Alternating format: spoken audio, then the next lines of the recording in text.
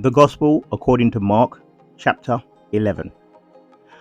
When they drew near to Jerusalem, to Bethphage and Bethany, at the Mount of Olives, Jesus sent two of his disciples and said to them, "Go into the village in front of you, and immediately you will enter it. You will find a colt tied on which no one has ever sat. Untie it and bring it. If anyone says to you, 'Why are you doing this?' say, 'The Lord has need of it, and will send it back here immediately.'" And they went away and found a colt tied at a door outside in the street, and they untied it. And some of those standing there said to them, "What are you doing, untying the colt?" And they told them what Jesus had said, and they let them go. And they brought the colt to Jesus and threw their cloaks on it, and he sat on it. And many spread their cloaks on the road, and others spread leafy branches that they had cut from the fields. And those who went before and those who followed were shouting, "Hosanna! Blessed is he who comes in the name of the Lord.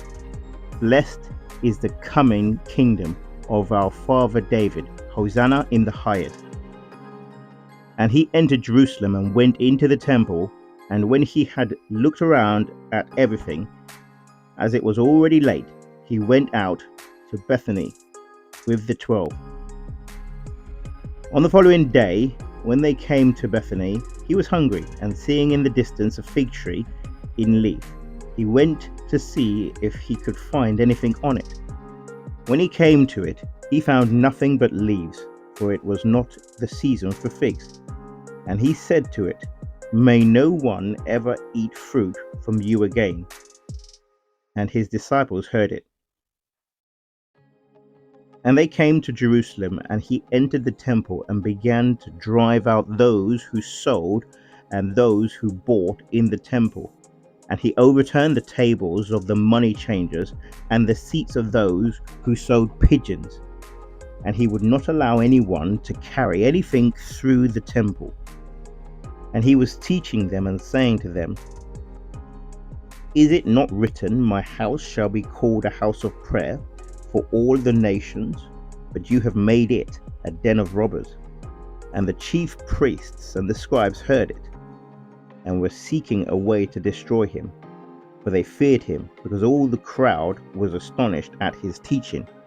And when evening came, they went out of the city. As they passed by in the morning, they saw the fig tree withered away to its roots. And Peter remembered and said to him, "Rabbi, look, the fig tree that you cursed has withered." And Jesus answered, "Have faith in God. Truly I say to you, whoever says to this mountain, 'Be taken up and thrown into the sea,' and does not doubt in his heart, but believes that what he says will come to pass, it will be done for him. Therefore I tell you, whatever you ask in prayer, believe that you have received it, and it will be yours. And whenever you stand praying, forgive, if you have anything against anyone, so that your Father also, who is in heaven, may forgive you your trespasses." And they came again to Jerusalem. And as he was walking in the temple, the chief priests and the scribes and the elders came to him, and they said to him, "By what authority are you doing these things? Or who gave you this authority to do them?"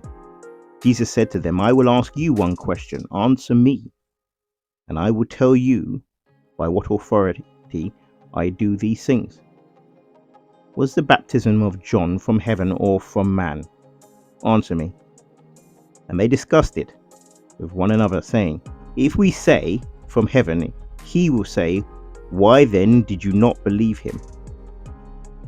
But shall we say from man?" They were afraid of the people, for they all held that John really was a prophet. So they answered Jesus, "We do not know." And Jesus said to them, "Neither will I tell you by what authority I do these things.